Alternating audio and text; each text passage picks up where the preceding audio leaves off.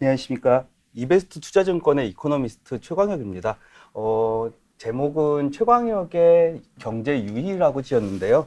경제유희라는 것 자체가 좀 올드하다라는 얘기를 조금 들었었어요. 근데 제가 생각하는 거는 경제에 대한 제목을 어떻게 해야 될까라고 생각을 했을 때 조금 경제에 대해서는 접근할 때 너무 어렵게 접근하지는 말아야 되는데, 그렇다고 해서 경제를 안 보고서는 탑다운이 아니라 그냥 밑에서 실적만 보면서 접근을 하시는 분들도 많이 계시거든요. 주식이나 이런 걸 보실 때. 근데 매크로라는 거는 꼭 보셔야 되는 부분이기 때문에 조금 더 재밌게 놀이처럼 접근을 하자라고 그래서 경제유희라고 지었고요. 왜 이 제목을 했냐면 사실은 제목을 처음에 생각했을 때 유리할 유희가 많이 생각이 났습니다. 이게 제가 중학교 때 제 인생을 바꾼 책 중에 하나인데요. 뭐 다른 책 하나는 반지원정대인데, 유리알 유희라는 게 헤르만 헤세의 책 중에서 이제 유리알이라는 거를 이용해 가지고 경제, 문화, 그다음에 정치 이런 것들을 같이 통틀어 가지고 놀이를 하는 문화라고 봐주시면 될 것 같고요. 1946년이라는 헤르만 헤세의 노벨 문학상 연도도 약간 의미가 있습니다.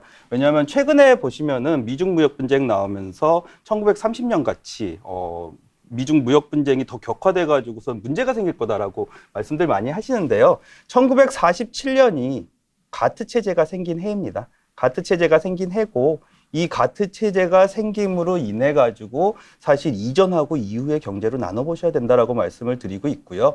이전의 경제는 무역이란 게 그렇게 크게 없었어요. 그리고 이후의 경제에 자유무역 체제가 생기기 시작하면서 사실은 우리가 생각하는 수출이나 수입이라는 개념에 있어 가지고서는 여기서부터 시작점이다라고 보고 있어 가지고 더 재밌는 해가 되지 않을까라고 보고 있습니다. 제목에서 말씀드린 것처럼요, 조금 더 쉽고 아니면은 놀이처럼 접근을 할 계획이고요.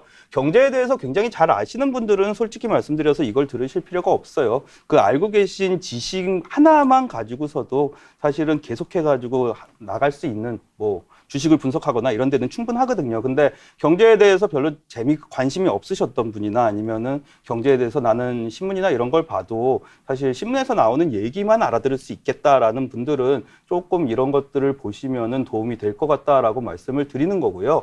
경제라는 게 생각보다는 많은 걸 포함하고 있습니다. 우리가 보통 살고 있는 일상의 모든 생활을 포함하는 게 경제라고 생각을 하시면 돼서요.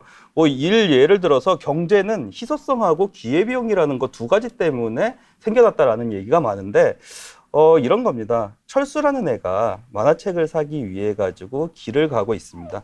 길을 가고 있는데 손에 3,000원을 들고 이걸 가지고 만화책을 사야지 하고 가다가 만약에 철수가 돌부리에 걸려 가지고 넘어지면요.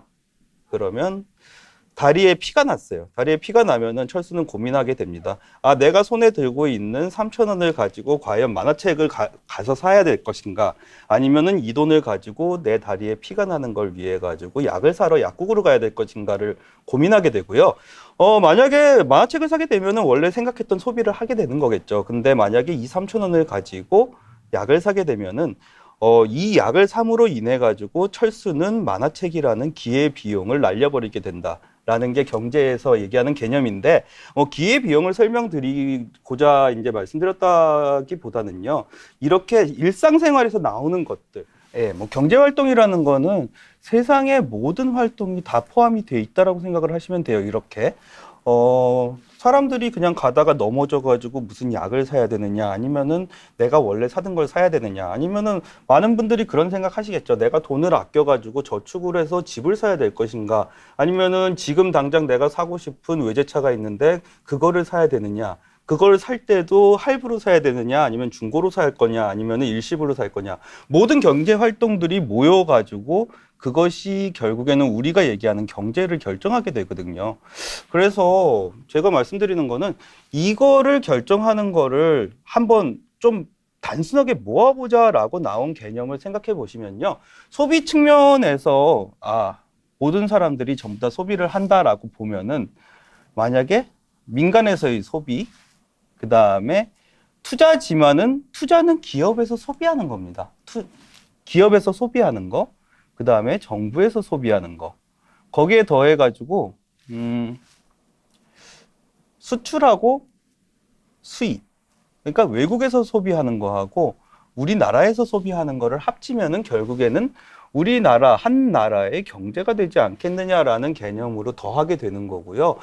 이 개념이 소비에서는 가장 기본이 되는 개념이라고 생각을 해주시면 될 것 같아요. 근데 이게 이렇게 되다 보니까 소비가 만약에 소비를 해석하는 데 있어가지고 문제가 생기기 시작하면요. 예를 들어가지고 서브프라임 모기지 사태. 금융위기가 났어요. 금융위기가 나가지고 소비를 사람들이 잘 안 하기 시작하면요. 이 개념을 가지고서는 뭔가를 하기가 되게 어려워지는 그림이 나와요. 거기에 더해가지고 최근이 좀 이런 모습들이 나오기 시작하는데 경제를 해석하는 데 있어가지고 수요가 너무 안 올라가는 거예요. 이것저것 경제 이론들 아니면 경제 정책들을 펼치고 있는데도 사람들이 잘 안 사요. 그러면은 경제를 해석하는 데 있어가지고 사는 거를 가지고 해석할 때 뭔가 이상하게 잔차가 많이 생기게 되거든요. 그러니까 오차가 생긴다라고 보시면 되는데 그렇게 되면은 사람들이 얘기하기 시작합니다. 그러면은 전부 다 소비하는 거 말고 전부 다 생산을 얼마를 했느냐를 가지고 한번 계산을 해보자 라고 얘기를 하기 시작합니다. 그렇게 되면은 보통은 이거는 함수식이니까 그냥 보시면 돼요. 이렇게 생산의 함수가 들어가고요. K라는 거는 자본을 얘기해요. 그러니까 내가 얼마나 돈을 집어넣으면은 얼마만큼의 생산량이 나오느냐를 K라고 봐주시면 될 것 같고요. L은 노동이에요. 레이버의 노동인데 내가 얼마나 노동을 쏟아 부으면은 그게 생산으로 돌아갈 것이냐라는 부분이거든요. 그래서 L이 이렇게 들어갑니다. 근데 A라는 게 있죠. A는 뭐냐면요. 어떤 기계를 썼을 때 이런 거죠. 뭐 그냥 진짜 뭐 달구지 같은 기계 아니면은 뭐 용달차, 오토바이 같은 기계들을 이용해가지고 뭔가를 배달하고 생산하고 했으면은 당연히 노동이나 자본이 많이 들어간다라고 하더라도 그걸 비교하시면 제일 좋을 것 같네요. 피라미드를 만들 때 사람들이 하나씩 돌을 들어가지고 옮겼잖아요. 노동력이 엄청나게 투입이 됐다라고 하더라도 피라미드를 만드는 거는 우주의 신비죠. 근데 만약에 그냥 기중기 아니면은 여러 가지 자동차, 기계들이 나왔어요. 그 기계들을 가지고 만약에 생산을 했다라고 그러면은 훨씬 적은 노동력을 가지고서도 분명히 피라미드가 빨리 나왔겠죠. 그거를 결정하는 게 A, 즉 기술력의 차이라고 생각을 해주시면 될 것 같고요. 점점 기술이 발전하면서 사실은 주기가 바뀌고 있는 거는 확실한 것 같아요. 뭐냐면은 경제 주기라는 게 이렇게 돼 있는데요. 보통은 경제 주기가 막 20년 주기, 30년 주기. 만약에 혹시 주식을 공부해 보신 분이면은 이런 얘기 많이 듣잖아요. 뭐 주글라 파동이니, 뭐 키친 파동이니 이런 얘기들 나오는데 그 주기가 경제가 막 발전을 하니까 점점 짧아지는 것 같아요. 이렇게 파동을 요동을 치고 있고요.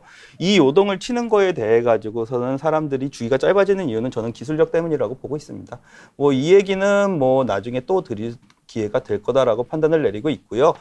경제라는 거를 이제 단적으로 얘기 드리면은 결국에는 소비에서 판단을 할 거냐 아니면 생산에서 판단을 할 거냐 이게 가장 기본적으로 시작하는 그림이다라고 생각을 해주시면 될 것 같고요.